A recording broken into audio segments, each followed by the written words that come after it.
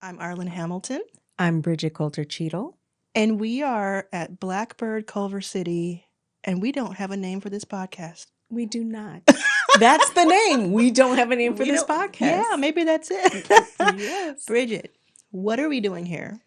Well, my friend Arlan came to do her book tour and was like, we should do a podcast. Yes, because you were just so warm and I love the questions you asked. I get interviewed a lot, as you do, and I just loved everything about it. And we were in your house, essentially. My wife, by the way, says that you have incredible, comfortable furniture. Oh, thank her. And that if she lived closer, she would be here every single day. Oh, so nice. I think that's a good way to kick things off is to understand who we are for people who are watching that know you but don't know me and vice versa. Who are you, Bridget? I am still trying to figure it out. Yes. I am and I talk about this a lot. Even since I was a little girl, curious. Just always curious about the world. I remember I was 5 years old and I was taking apart a camera. Yeah. And my dad started taking pictures of me taking apart the camera, and my little brother, is sitting next to me looking at me taking apart the camera. And that's just what I did. I wanted to know how things work. Yeah. So I'm curious. I'm a creative. I'm a storyteller. And I'm passionate about women of color and allies and connection and gathering people. Yes. So, and literally, I mean, you have this co-working spot that I've known you for several years. I've seen different iterations of it. When you said you were doing it, you meant it. Like, this is a beautiful space. It feels like its own land, its own space, its own vibe. And I'm looking around at it because we're here and you have a podcast room. I mean, it's everything. So what is Blackbird to you, and what type of person should make this their co-working home? Blackbird is a storytelling studio. And what does that mean for co-working? We know across every industry, story, who you are, what you're trying to do is key to everything. Yeah. And Blackbird is a space to do that. It's safe. It's designed for us. I'm an interior designer. Yes. That's another thing. I'm a serial entrepreneur, so I start a lot of businesses. But Blackbird is really this idea, this manifestation of what if the tables were turned and we were centered. And we being women of color and allies. Oh, yes. Yeah. I see some allies here right now. Yes, there's a lot of allies, but the centering of us as women of color is not done in America. Of course, other countries, you travel the world, you see that, but it's a travesty. It's a waste of resources and talent to not think or center on us. Even medical, medicine and research isn't done on, it's generally done on white men. Yeah, that's right. And so it loses an opportunity in multiple ways. So that centering was important to me. Even down to hotel rooms are centered around white men. If you think about the height of certain things, the types of products that are used. I mean, this has been proven that, I mean, it makes sense, in that world that it's white businessmen, and therefore we're going to cater to that. So women, where are you? You're just an afterthought.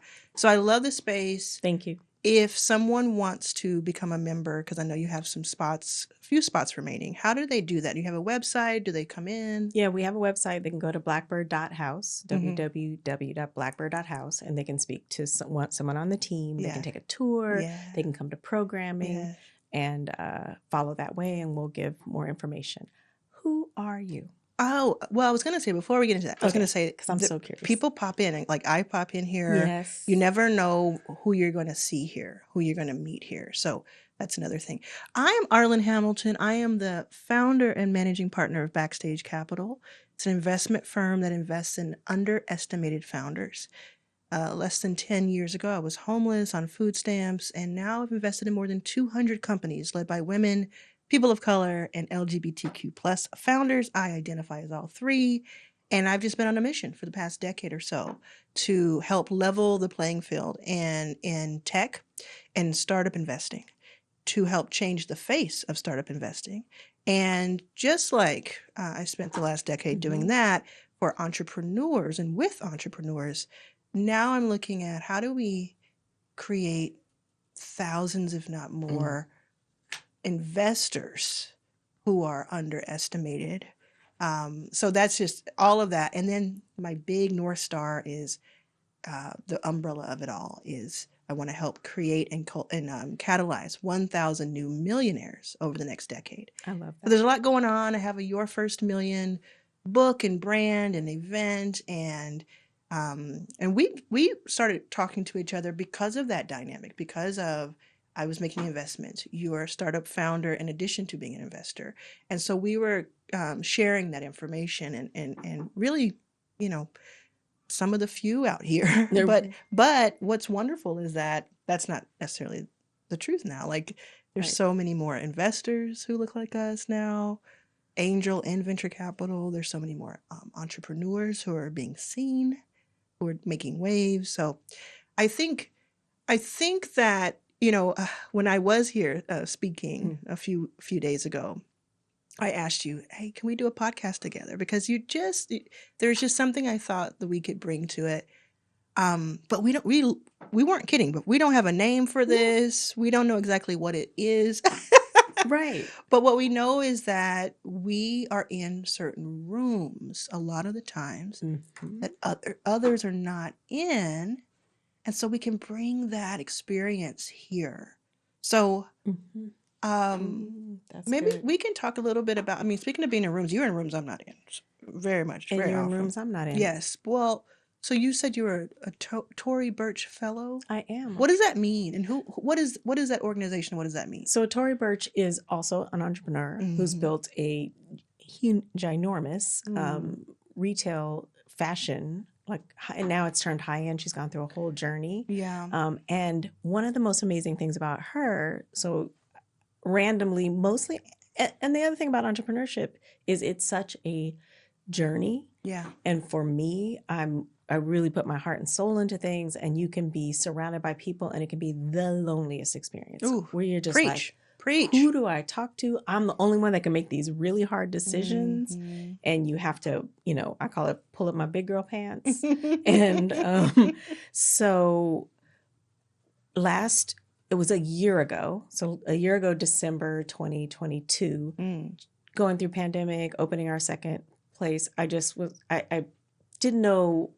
I just thought, is this thing even make sense? Does Blackbird even make sense? It's very hard to try to push something that hasn't been done in this particular way. It's not a new idea. The co-working's existed, social clubs have existed, programming exists, but how do we center it on us, and does anyone care? And so in 2019, 2018, when I was telling people about it, they're like, well, your niche, like that niche, like why would you do that? Because not a lot of people who look like us were doing it, not because we can't, because it wasn't seen, which is why I love, just to shift to you for a second, is you doing that is why we have more. You doing that visibly and standing up, and you have this beautiful, we talked about it, you have this beautiful confidence about you where no matter where you've been, you're just like, I know I'm dope. I just don't have access to what I need to get where I'm going, which is resource. And because I think that about everybody. I think that about most people, is that we have so much to give and to offer, and we are just left out of certain opportunities. And the cool thing is, though, that we don't have to wait around for other people to give us permission, because I don't know who is telling you and asking you, why are you doing this? But obviously that's not the right energy. Because look at us, we're sitting here in it, so you must have not listened to them. No, we didn't listen. Right. No. Right. You don't listen. And just to close the loop, Tory Burch, you became a fellow there because they have some sort of institute or something? They have a foundation. So it's really wonderful. It's like B School for those of us who chose to be an actor and an artist and a creative. And I applied for it 2020, and then you go through a whole process. 2022. You go through a whole process. I got to the second round. Yeah. And then I started feeling this confidence, because you have these dreams, and you're like, I can manifest this. And it was just that idea of like, if this person who's created this foundation and she chooses 50 women a year, women entrepreneurs. If there's something there, and that second conversation, like the third round, you get a video call. I had so much fun on that call. I left the call like, hey, I don't know if I'm going to get this, but it was so great to meet y'all. Thanks for this time. Yeah. Because I was just so excited to talk about Blackbird. I am passionate about it as much as I love design. And I love design. That's like my wheelhouse. I love dreaming up space and looking at adjacencies and scale and scope. And I can completely nerd out on design. Yes. And Blackbird is the same thing. I can just talk, I get to talk to incredible people trying to do great things in the world. And it just makes you happy. So Tory Burch got the note that we got in. It was like incredible. I was so happy. And it was just that vote of confidence through economic difficulties. Like we were just through the pandemic. It's just taken so long to come back. And it's just like, okay, I'm going to keep going. So I'm part of that fellowship, and it's a year-long program, and then it's a lifetime community. Yeah, I love that. That's wonderful. People should apply, and everyone can apply. Yes, because you want to open the door for others. It's not just about getting in. It's about how do I then give that information. Give that information out. And so we're into, I mean, we're a couple of months into 2024 now. Yes. And how's it going for you? It's been, I will say it's been a transformative 2 months, a year so far, because I released my book, Your First Million, January 2nd. So I was on a plane at 6 a.m. on January 1st to New York to kick things off from LA. And it has been nonstop since. And in the best way. Obviously, not obviously, but I am tired. I am exhausted. But at the same time, the love that I've received, and like just hearing from different people around the country who are building, and just hearing that, it's been wonderful. This is my second book. My first book was It's About Damn Time. I read that. The first book was released in May of 2020. So I never really had a book tour for it. So this is actually my first book tour, and it's just been, we've been on the road, and I get to travel with my family. My mom's turning 75 in a few days, and she's on the road with me, living her best life with her new company, with her eyewear line. She's just doing it. So,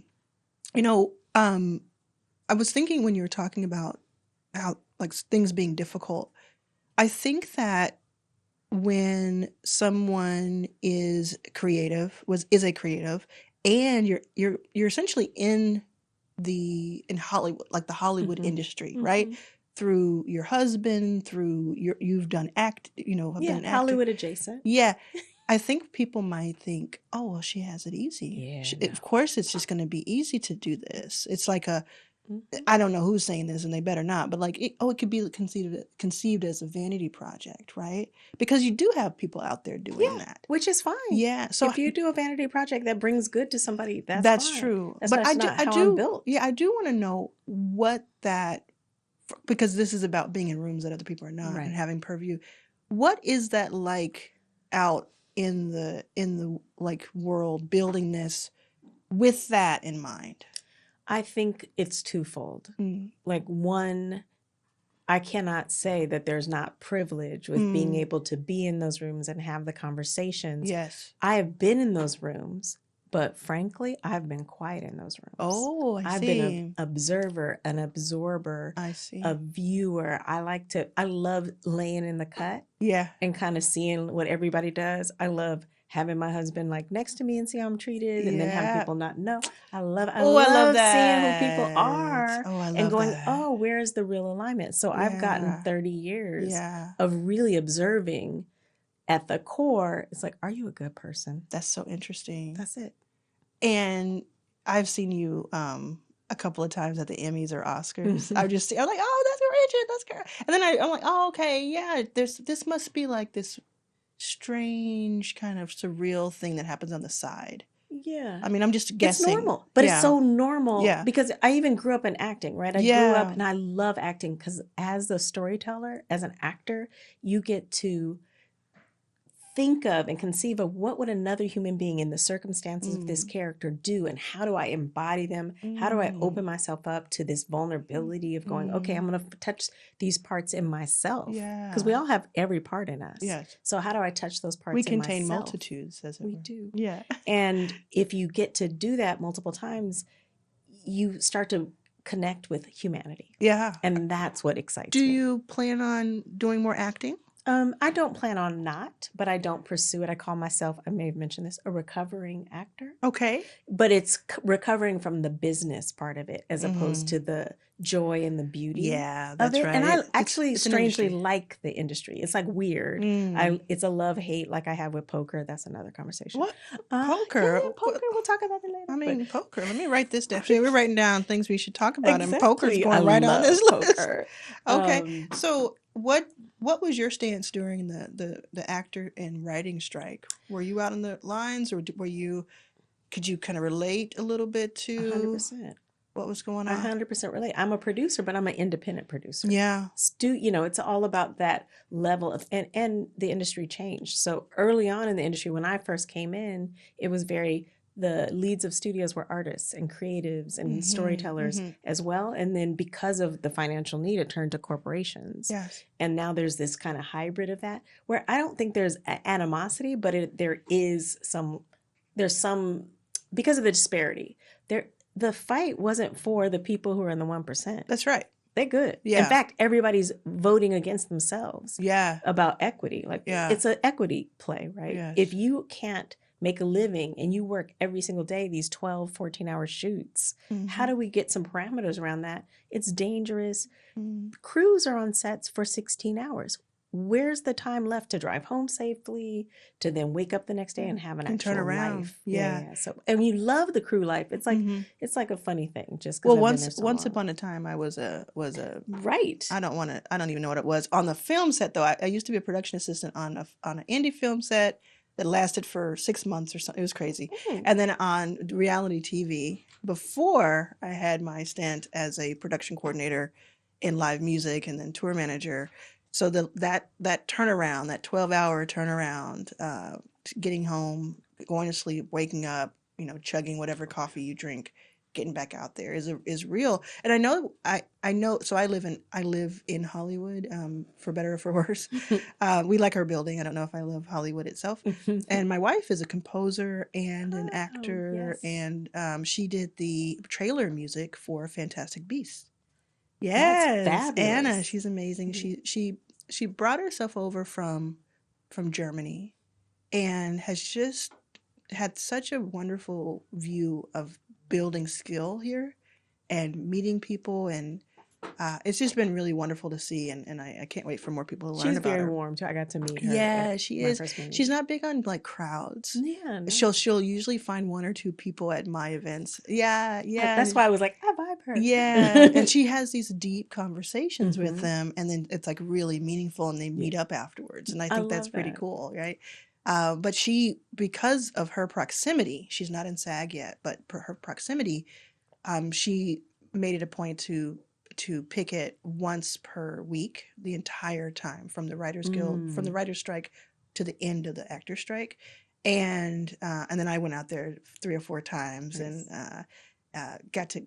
Oh, what is that woman's name? Vanessa Bayer from Saturday Night Live. Oh yeah. Previous. Who does a Miley Cyrus impression. Yeah. I am so sorry. I geeked out on her so bad. I saw her in the line, because you were seeing all these people. Yeah. And I saw her in the line. And, mind you, I've been around some people. But there's certain people that if they're in your living room, you just feel a certain way. So I saw her, and I ran up to her, all up in her face. And I started singing the Miley Cyrus song that she does. And I guess that's pretty cool. That's like the theme song to this fake talk show she has on SNL from years ago also. And this is what I thought would happen. I thought she would be like, it is so wonderful that this young lady knows me and appreciates my work and is right here with me to sing that song. And it feels like I'm back home. It feels like I'm back on that stage. And what was it? Instead, she went, oh, okay. She's like, oh, okay. And then she walked away. And she was right. She was absolutely right. She should not have entertained what I was trying to do with that. You were so sincere. I thought we were going to be besties, friends. And she was going to be like, wait a second. you're awesome. Like, come walk with us. Come join our picket Oh, circle over here. I love the Didn't happen. people that Didn't make us happen. nerd out. I have a similar, we have a lot of alliances, just Okay. so you know. Yeah. I have a, Who's yours? so we're at, and the funny thing is, like, I'm adjacent, right? So I may even be on set when something happens, Yeah. but I Let's don't know say your that husband's person. name so people aren't Oh, confused. Don Cheadle. Okay. Yeah. Yes. Yeah. Marvel is where I know him the most from. Oh, yeah. I'm a He does a big lot. Marvel fan. Marvel is great. And the one with Sam Jackson, the one that just aired, Oh, that was Sam. so Oh my good. God, that scene with them in the restaurant. Yeah. Okay. Oh, Anyway, it was that's, very face off. It was it very, was. very And good. they're friends and they've known each other. Yes. I love Sam. Sam and Latanya, his wife, is the I've baddest seen badass. her on some documentaries. Her directing, her theater. Like, there are so many incredible. That New York vibe. Okay, So so my who is your nerd- person? Okay, so I didn't know it was my person until I was at the Golden Globes, which before the Golden Globes like fell off and then came back. Yes, yes. And I saw Viola Davis. Uh-oh. Is it Viola? It's Viola. Viola, thank you. Viola Davis, who is Viola brilliant. And my Davis. daughter and I were watching the one where she's a lawyer, How to Get Away with Murder. So that was like our whole thing before she went to college. This was like, oh, me and Dawn did a movie with her. I wasn't on set that day. She don't know me. Yeah. So I walk up to her like, hi, it's so good to see you. And I'm just like, and she's like, okay. Okay, hi. Like, we don't know each other. I love it. And I was like, oh, that's right. That's right. I love know you. and you don't know me. my best friend. Okay, yes. So I can be such a nerd about the same thing. But she's just such a dope actor. It's because, like, why would you? But, you know, and she was very kind about it. She was just like, kind of like, you're coming with a lot of energy. I did that. So a friend had to push me against a wall and, like, grab my face to calm me down once. Jasmine Guy. Oh. This was years ago. And I did not know she was going to be in the vicinity of wherever I had been. And it was at like an award show for an LGBTQ plus television program. So back in the day. And she was like giving out an award, and I had no idea she was even in the building. And I saw Jasmine freaking Guy. Yeah. And I freaked out. And it wasn't even like going up to her to freak out. It was just like I couldn't make anything make sense. And so but I was really close to her, you know, in proximity. So my friend Diane takes me, pushes me against the wall, gets real close to my face and says, "Get yourself together." Because you're embarrassing us. That's funny. I mean, that is like what you're talking about is the light that Jasmine Guy walked in her purpose. Like, she killed that role. Yes. You can't ever forget it. And they're actually doing their reunion tour right now at the HBCUs. Oh, are they? Yep. Oh my God. I mean, how many people did they get into HBCUs and just make their, and if you think about Lena Waithe, her whole production company is called Hillman Grad. Yeah. I mean, how many people did they affect? So many. It was, and that was the 80s, the late 90s. Late 80s. The late 80s, early 90s. Exactly, yeah. And that was the period of this, that was young Black Hollywood. I did a guest spot on that show. You did a guest spot on Different World? Yes. Wait, let's stop right. And Jasmine was cool. There. Let's back it all the way up. All the way back, the truck up. Okay. What? And tell me what you did, like what your role was. What was her name? I love it. Her name was Fatima. And she was an ROTC cadet. So I was always in fatigues. Oh my gosh. Yeah. And Sinbad was the, trainer. Yeah. And so he was doing all kinds of stuff on that show. He was doing every which way. He played everything. Yes, he is the kindest man I've ever.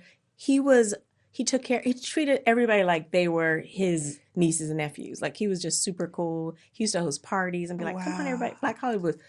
Back in the day. There's a whole documentary. So that he needs looks to be like my dad, which has been my whole life has been this. Everybody in my family believes, he looks like my dad. There's no believing. He looks like my dad. Funny. And so I have a certain place for him like that. And I'm glad to hear that. I love him. He's great. Yeah. He always was just great to us. And so you were a Fatima. So I was Fatima, ROTC cadet, and essentially Glenn Turman was the captain. Yeah. And Glenn, that's when I met him. And Don actually did a show where he played his dad. It's such so great full casting. Circle, That's circle. So great casting. But I loved it. So I did a few episodes where I was just a recurring on one season. And oh my gosh, don't please. Can we stop there? Yeah. Everybody listening, we're not going to say the word just. Not just. We're not going to do the word just. But just one season, because I would have kept going. Oh my gosh. But one season of that was, it was wild. There's some stories too. Oh, I bet. There's some stories. It was a very interesting set. I bet. But Kadeem was so kind to me. And then Kadeem was on Dawn's show recently. Oh. Like, it just it was good. Ron Bell, who played, they were just super kind. We used to go, it was filmed at CBS Radford. Yeah. And they'd be like, come on. Everyone else knew each other, and they'd be like, in there, we're off. And I'm the introvert. I'm not going to talk to nobody. I'm just over here. And they're like, come on, we're going to lunch. And they would just take me to lunch and sit and go, how you doing? What's going on? Like, that crew was great. Yeah. Debbie Allen was the director. That's what I was going to ask about. Is Debbie Allen, because now she does Grey's Anatomy. She's the best. And she's just a powerhouse. I met her for 2 seconds at Essence Fest with my mom a couple of year and a half ago. Love her. She was the nicest. I love her. She was just like up for the pictures and all that. So Debbie Allen is and Felicia Rashad. Icon. She's like, both of them are icons. They're icons. Icons. Icons. Like, have you seen Felicia Rashad on theater? On stage? I have seen clips of it, never in person. Next play she does, it is like, she did this play at it was at the Taper or the Amazon. Okay. It was as if energy and magic were, I'm not kidding you. The woman it was a whole mystical play, and she brought everything. Anyway. I remember there was a play where she played the mother and the family was white because the character was supposed to be this in a play. And the character was supposed to be white, but she was like, I'm playing this. I can't remember the name of it, can't remember anything about it. I remember that, though. And, of course, I've seen Miss Rashad and Creed, in the Creed movies. Yeah. And then Debbie Allen, Miss Allen, just killing it in the game. She's great. And warm. And I remember auditioning for that. And you go, and, back in the day, you auditioned in person. And auditioning in person is just so fun because you're in the room. And I remember going callback. And I remember the callback where they just kept bringing me and the other actor that were up in the room. Yeah. And I would just say my stuff, but I'm just serious. And she would laugh and roll on the floor. And I was like, I'm not that funny. Oh, wow. I wasn't that funny. I wasn't. Maybe she was just trying to uplift the youth. Yeah, she was. I wasn't that funny. But she was very kind. Yeah. And then I did get the role, and it was one of those, just all my friends were guest spots on that show. So it was that time when you could hone your craft and have things to do. So hopefully it's just different now for young actors. I think it's so different with the influence thing you have to have, like followers. Well, I'm really glad that the strikes are over. Yeah. Brought it full circle. I would have stayed. That's what I do. Really good. We would have stayed on the line for as long as it took, but I'm just really glad that I have it's bittersweet. I have my rookie back, my rookie show, The Rookie, on ABC. Oh. Nathan Fillion and a great cast. But they canceled Niecy Nash's Rookie Feds. Oh, they did? Yes. Oh. And I just found out about it, and I am very upset. I'm offended. So you can start a campaign I'm get offended. It back. They took away my Rebel with Kathy, the woman who played Peg on Married with Children, and has done so much since. I don't know why. Yeah. That was wonderful. It was like all these shows that have a great diverse cast. Yeah. Yeah, and so different. What I got really into? Equalizer. The TV show. I don't know it. So there's Denzel's Equalizer as a movie series, and they're fantastic. And love those. It's like what is it, John Wick, but first. It was first. But then Queen Latifah plays the Equalizer on television on CBS. Oh. And I hadn't watched it. I knew it was going on. And my family watched it, and I knew it was going on. I knew it was probably great, but I just didn't have it. It just didn't add it to my lineup. Well, it's January 2nd of this year. I'm in New York doing my book signing, and a Black woman comes up to me and says, "Would you like to go to the set of The Equalizer? I am an executive producer, and we can make that happen." I picked myself up off the floor. And I said, "Yeah, I think I can make it. Let me move some things around." Do you know I moved some things around? I was doing the New York Stock Exchange, but I was like, let me move that up and move that around so I can be on this set.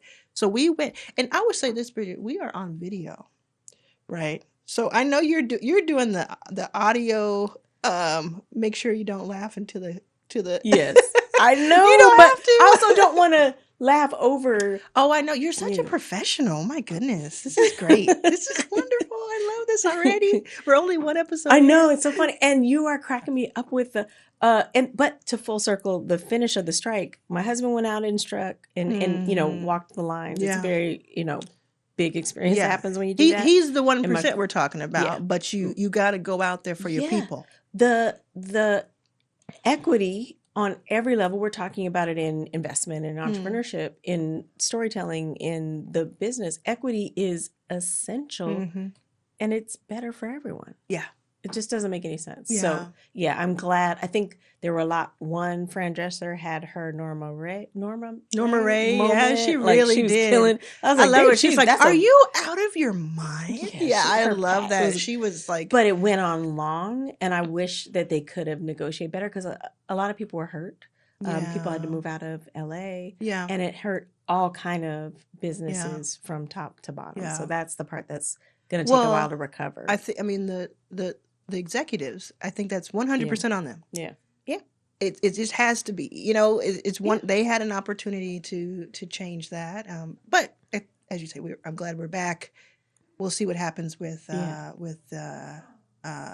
what is IATSE? Is that how you pronounce it? Oh, this new strike. Yeah, there's a potential new strike, but we'll do what we have to do. And I think the interesting thing is like a lot of people who are not in LA or don't know someone who is an actor, they kind of think of it as like a different, like a nice problem to have. Right, yeah. Right, yeah. But we don't realize how much this entertainment affects our lives. Like I just spent 30 minutes telling you different people who have affected my life on television and in movies for, the 4 decades I've been around. Yeah. And everybody has that.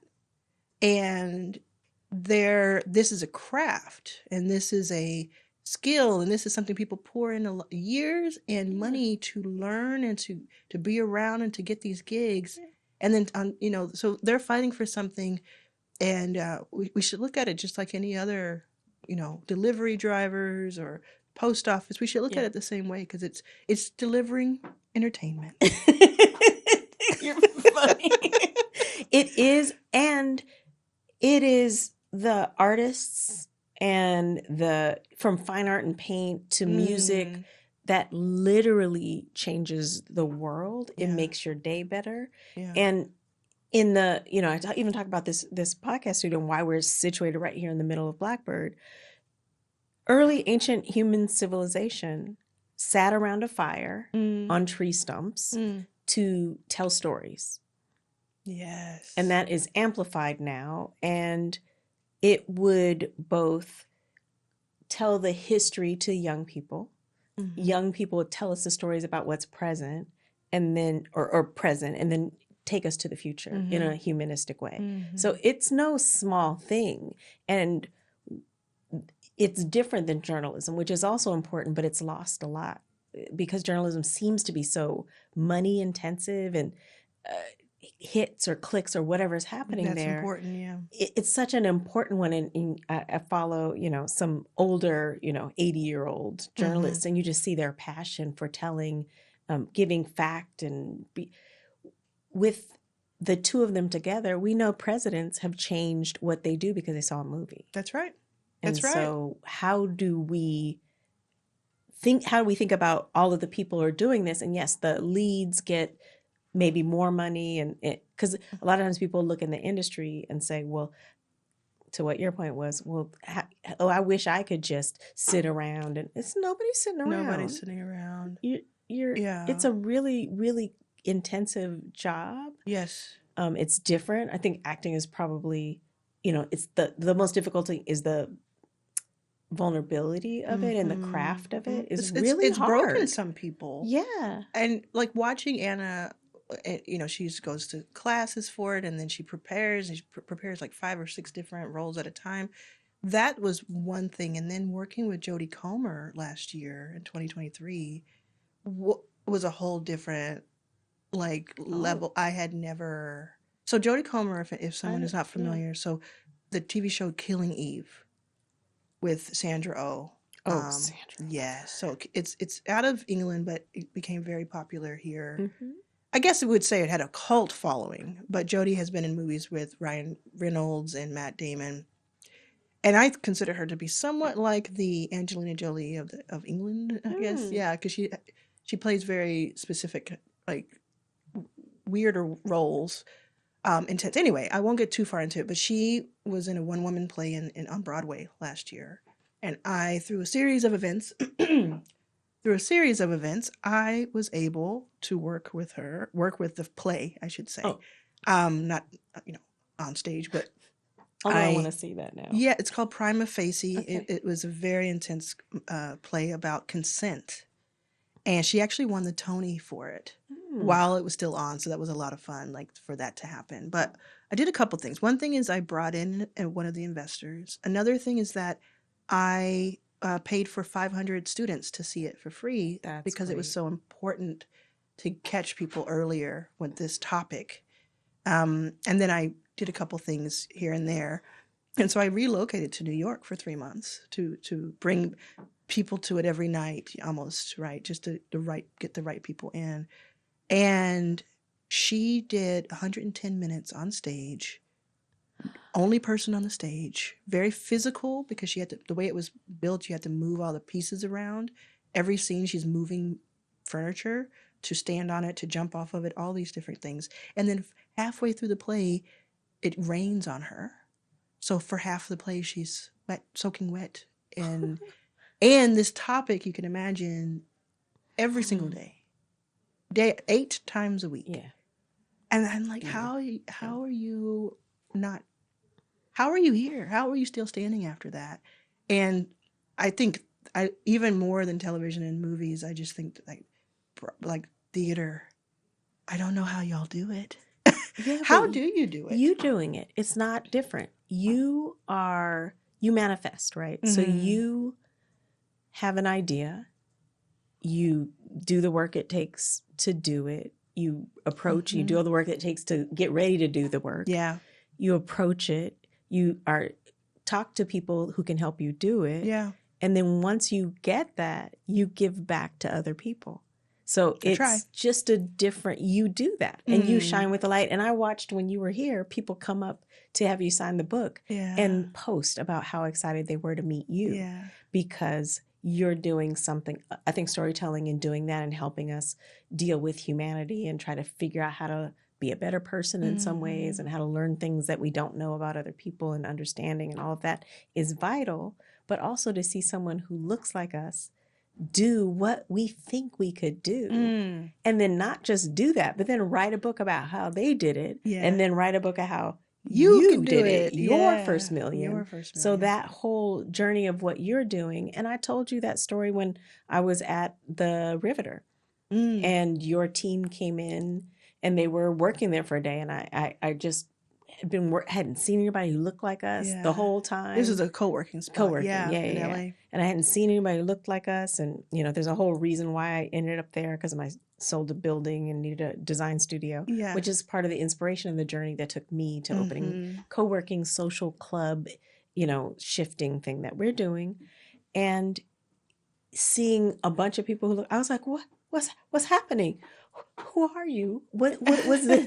I was like, I gotta know. Where have you been? Where have you been all my life? Yeah. Because it was just even at that point, Backstage Capital was reaching out to people to support and train and incubate. And that was 5 years ago. Yeah. So it's the impact that you've made in such a short time kind of makes me wonder, what's your take on energy manifesting and how it affected you as a entrepreneur?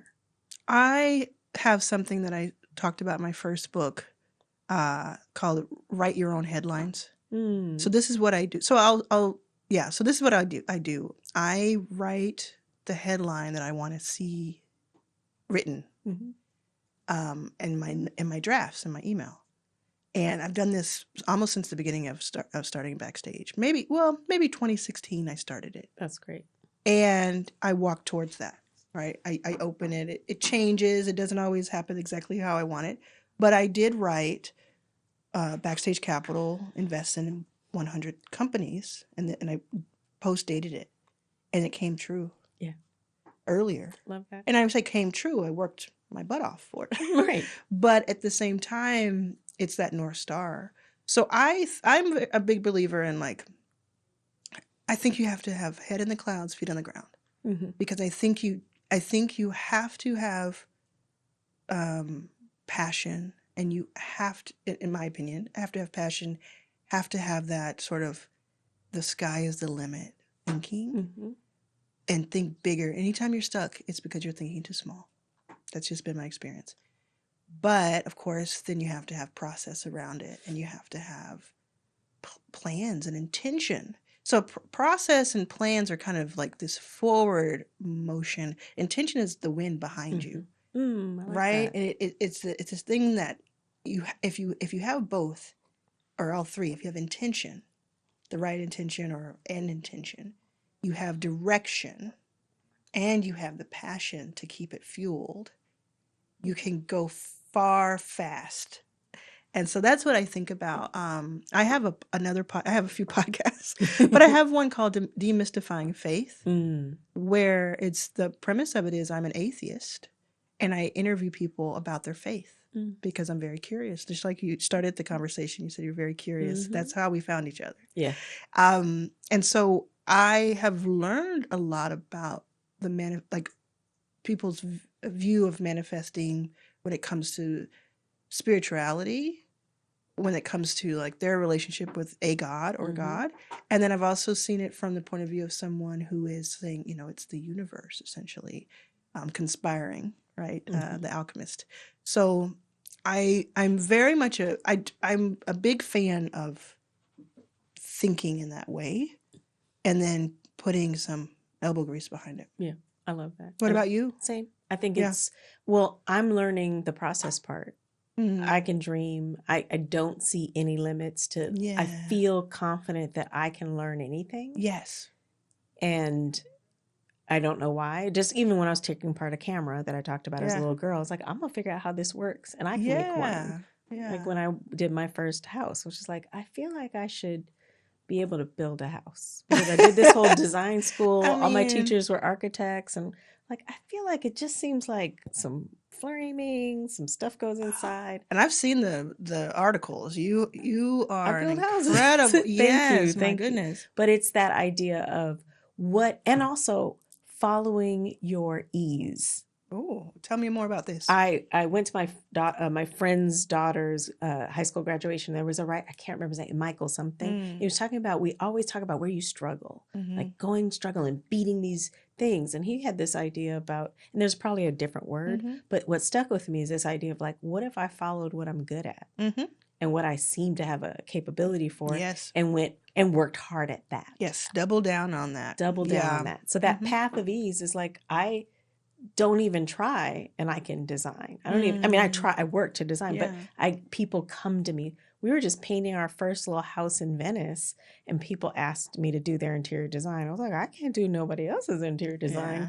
I just like doing this. And they go, we feel so warm. We don't know. There's something special. Yes. Every time I design a house, someone's like, that's really special. And then someone else asks. And so I'm going to just keep doing more of that. Was doing it for me. And then when people asked me, I thought, well, I better learn about this. So I went back to school. Yeah. That was hard. Yeah. But it gave me the tools and the skill sets to be able to speak about it so that I could communicate it to someone else. And then the idea that manifesting is just walking in your truth, walking in your purpose, that little, I have it right now, that little feeling that happens for me. It's like behind my knees is this electricity. Oh. It's like, ooh, right path. And everyone can have it. It's an instinct that we hopefully develop over time, and it's some, I don't know exactly how to articulate it, but it's like wisdom being formed. I like that. You know what I mean? Like wisdom being because formed. we make a lot of mistakes when we're younger. Obviously, we make a lot today. I made some today. Oh yeah, but we make a lot of them when we're younger, and that starts to like carve something. It carves our instinct. And then you reach. I'm 43. I don't know your age, but I'm much older than you. Oh, you're not 55. You're not gonna reveal it. 55. No, 55. I'm 43. 55. You wake up one day and you have things aren't as crazy and stressful, or as like what's the word I'm looking for? Where it's like I don't know the word. When you wake up and where things are not as intimidating. Sometimes, obviously, again, we go through stuff because we're human. But I love just getting older and learning from things, and like having some of the answers. Yeah. Not all of them. Yeah. You know, maybe when I'm my mom's age, when I get to be 75, she's turning 75 very soon. Your mom's super maybe, cool, yeah, maybe I'll know a little bit more. Yeah. And I think the things that happen in your life happen for every time something happens, you choose this path. And so you're taking this journey that usually, and sometimes you go on a journey, you're like, oh, I wasn't really supposed to be on this road. Yeah. And you have to carve your way back in because you feel like, oh, this isn't right, but I got to do what I'm going to do. And in your youth, you always feel like I got to please other people. Yes. And then at some other point, you start going like, where am I passionate? What am I happy about? What do I? But the work part of it is the thing that I think I know anyone who's got any level of the traditional idea of success, whatever that means, that there's a work that happens in it, and then there needs to be a balance. Yes. And speaking of work, I want us to close out by mentioning a couple of things that happen at Blackbird, because I know people are really interested in the space, and you don't know the half of it, right? Like you have these events that happen here too, and you have like a yoga room, and there's all sorts of things. So tell us a little bit about just, again, like who should be here, who should be in this room, if you are for entrepreneurs or like, and then a couple of things that the membership comes with, because I definitely want to showcase and highlight Blackbird as much as we can. I just think it's fantastic. Thank you. I appreciate that. And I really think it's more essential than I thought. When I started it, I didn't know how important this space would be, because it's a very emotional experience that happens. Sometimes some people come in, and the interesting thing to me is it's really for everyone. Yeah. If you're intentional and you're interested in conversations that center women of color, are about equity, and you are an ally to that, or you are that, like that's what it's about. Our members are late 20s to mid 70s, and our mid 70-year-olds are the bomb. And they're just like, I've been waiting for this. Yeah. I've never had a space that thought about me. Yeah. And whether they're in education, or they're a lawyer, or they're a ex-entrepreneur, or still have something to offer. So that's right. Especially if you center on women of color, there's just handfuls of spaces for us. The co-working side of it, there's a small group that needs that.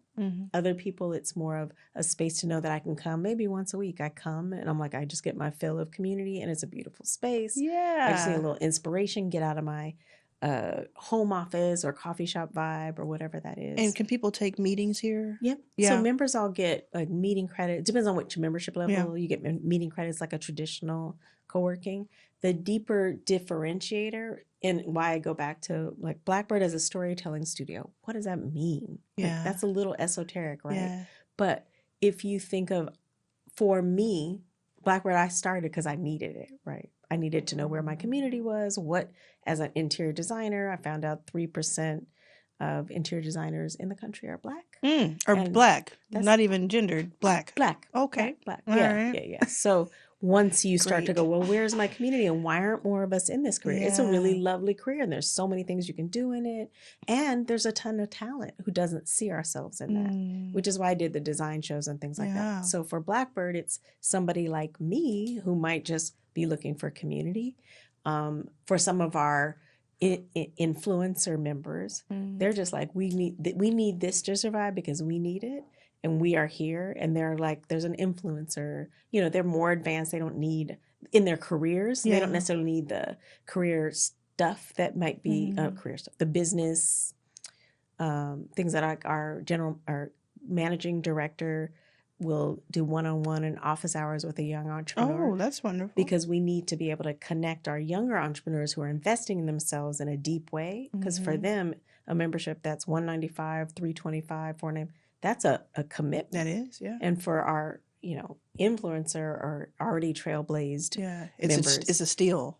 Yeah. In that case. So knowing that there's this disparity between those of us who this is like to, and you can write it off, and there's like all these benefits. So you think, well, if it's $500 and I'm writing it off, that's only $250. So we just know those things. And how do we bring that next generation up? Yeah. If we're not both in the space. Yeah. So the space is for everyone who is interested, ambitious, and wants to make the world a better place. Because our goal is to put resources, have life-work balance, and shift the entire ecosystem for us in a way that we're seen, valued, heard, and that our stories and our voices are found. Yeah. I think with so many people working from home or doing a hybrid, whether they work for another company, corporation, or an entrepreneur, like, let's not sleep on the people who are like working at corporations, but they have a hybrid situation. That can get so lonely. Yeah. So come out here once or twice a week, hang out. You never know who you run into. You never know who you could meet your next collaborator here or something, right? And then be in community, be part of it. And then I guess the last thing is I do want to. By the way, we don't have any of this planned. Like, we're just talking, right? Yeah. But what are the after hour kind of meetups that you had? Like I had. So we have book tours. We have different authors who come through. We have our Conversation series, which is a series I produce with my husband to talk about allyship and allies and how important it is, Black and brown men, like all men. He'll even have women on it. Yeah. But that conversation of like, what is allyship? What does that look like? But not from talking to men about women. Yeah, no. Just talking about all types. By representing in a space centered on women of color, we have men members. We have 20% non-women of color and men in the space. That's interesting. So how do we make sure that, and I have people sometimes go, well, I am a white woman. Can I be in come in here? Or I'm a guy. Can I be here? Can I be here? Yeah. And it's like, why wouldn't we be part of the conversation? Well, the reason that people ask that question is because a lot of these trendy co-working spots, you can't say it, or you don't want to say it, but I say it. Some of these trendy co-working spots make you feel left out. They make you feel like it's very, very specific color and it's a very specific thing. And then, no men here, or there's no this or that here, right? But this is a convening spot. I like that. Yeah, this is where you come to get inspired. As soon as you walk in the door, you're comfortable. It's like being in someone's very, very chic living room. Thank you. And yes, that's the goal. There's beautiful art around here. And I loved it because if you're watching the video version of this, you see that there's a Black owned sign right behind you. Patrick Martinez. That is the point. It's Black owned, but it's for us all. Right. That is the point. Thank you. Yeah. Thank you. And we stand in Culver City. And I'm just going to say a little bit about why and why that sign is important. You walk in the front door and there's a whole ritual of turning it on in the morning, turn it off. Because across the country how many Black Wall Streets and neighborhoods, there's hundreds that were burned down. Yes, of course. And so this resurgence of the amount of entrepreneurs, women of color, like Black women specifically, are the number one growing demographic. That's right. We receive 0.2%, if that, of venture and angel funding. Criminal. It's criminal. And that's why I do my life's work. That's why I'm here and investing. And people also think like, oh, you're making all this money. No, I don't. No. Like, you don't make money in entrepreneurship. No. You build an asset. You build an asset. And you build an impact in a community. Yeah. And maybe at some point you have some like special thing that happens, but entrepreneurs aren't going in that because I think that's the other thing. You see the TV shows and the things that make it look like, oh, I just walked away and I got $1 million. Like, no, honey, that $1 million ain't enough to get you through 2 weeks. Not, and or like 2 months. Yeah, but I think coming together and working together and coming together in community, that is just such an important thing. So whether you're working on your own company, you're building something, you don't want to be by yourself, or you're working at another company or for someone and you want to have your people. Yes. You can come in, you want the water cooler moment. You do. Yeah. And you have them. And I want to close it out with your first million has you in April. Oh, yes. We have a very, speaking of community and coming together, you're convening a very large group of ambitious people. Can we talk about that? Your First Million Live, if you go to yourfirstmillion.live, that's the website, we are expecting between 2,000 and 4,000 people, downtown LA, We will be mostly at the Peacock Theater, which used to be the Microsoft Theater, which, speaking of our earlier conversation, is where the Emmys are held. And it's just a beautiful, huge venue. And it's the first year I'm doing it, and I just decided to go for it. I wanted to put it on the map. So the smart thing, the logical thing, I should say, not smart, but the logical thing would have been to start small and build up. And my entire team agrees with that. But I thought, this is not, I have other, like I have Backstage Capital, I have HireRunner.co, a recruiting company. I have multiple other things that I'm working on.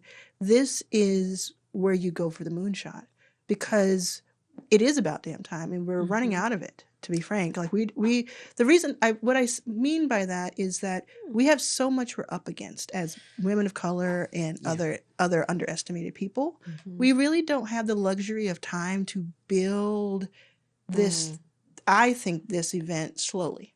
I think it needs to be put on the map, and I kind of just stepped out on faith and said, I'm going to make something happen, and I'm not afraid to fail in public or to have something not work out the way I thought it was going to. So that's actually been a real hack for me, is like saying, yeah, I'm going to go for this. I'm going to try, because I have this vision. When you have the vision, you can see it. I can see it from day one, what this might look like. And so we have just an incredible lineup. Just a few people I'll mention. We have Mrs. Sheila Johnson, the first Black woman billionaire in the country.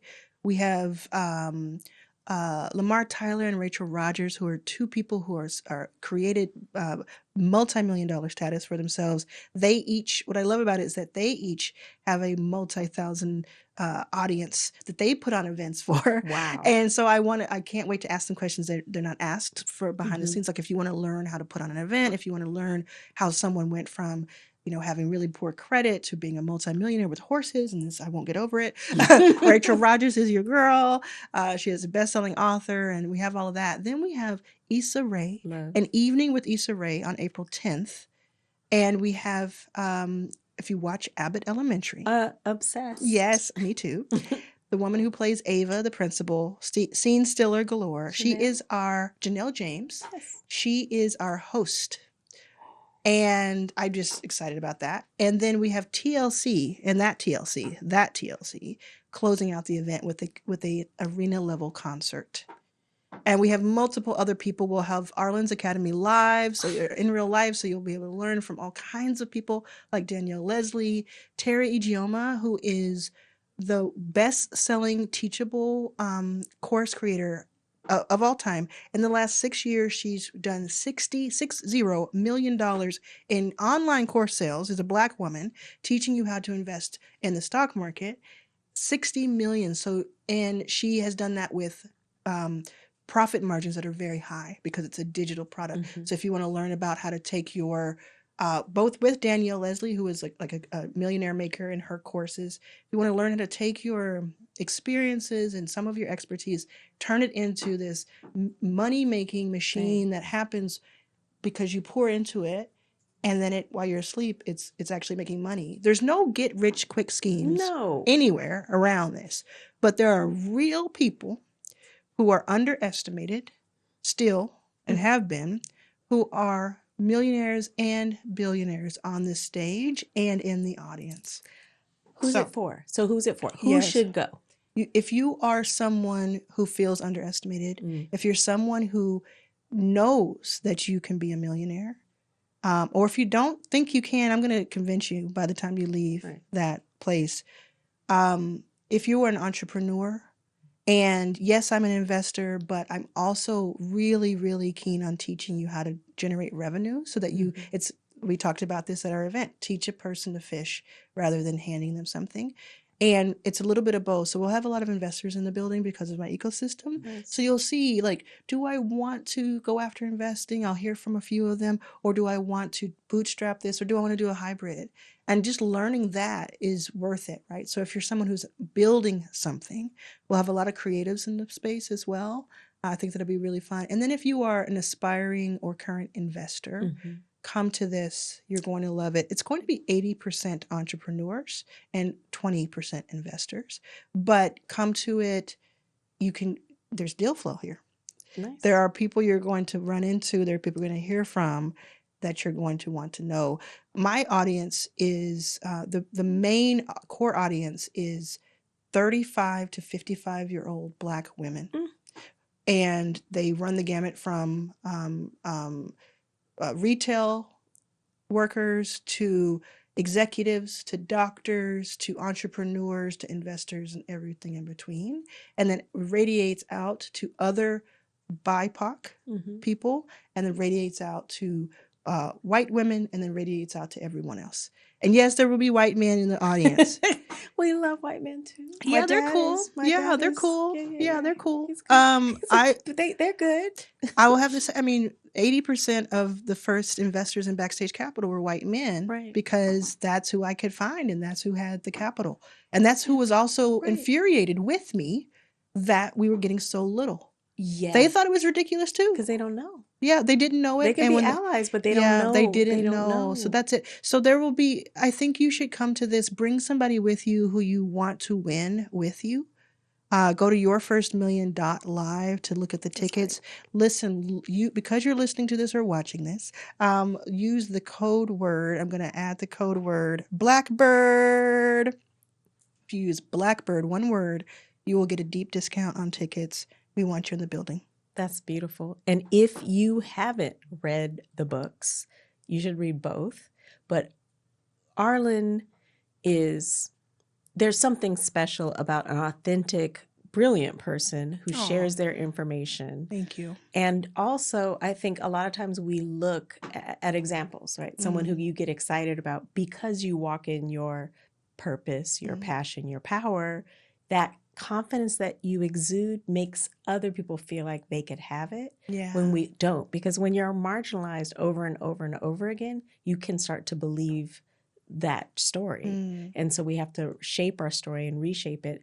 And the wonderful thing about you, and I gotten to watch a lot of ways, your integrity and your values and your authenticity. Like that's all you want. It's like real people who are willing to tell you the real things. And one thing you said at our talk at Blackbird for your First Millions book tour was not everybody needs to go for VC. Oh, yes. So access to capital may be, nuanced. Yes. But we see the big things. So this isn't just about going, I'm going to get a VC firm to invest in me. This is learning how do you find the right resources for your stage and real information and real people who want to share that. Most of the people on the stage at Your First Million Live either didn't go out for venture funding or couldn't secure venture funding and turned out to be millionaires anyway. And that's what I really want people to understand. And I also want people to learn how to be investors now. So instead of these big venture funds that are getting all the upside, all the return on investment ROI, I want everyone, almost every single person in the U.S., 18 plus, can invest in a type of private company through Reg CF, Regulation Crowd Fund.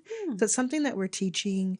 We want to change the face of investors as well. So there's the idea of maybe you start a company, you bootstrap it, and then you make enough that you can pour into another company, or you take on angel funding from a crowd of people who are also your customers. That's way more exciting to me than like going into another venture capital meeting and saying which one of these guys with the $1 million check is going to get richer. Right. And it's just, I've invested in OpenAI, I've invested in Masterclass, I've invested in 200 companies led by underrepresented, underestimated founders. It's what I do, but there are multiple nuanced ways to make it happen. That's great.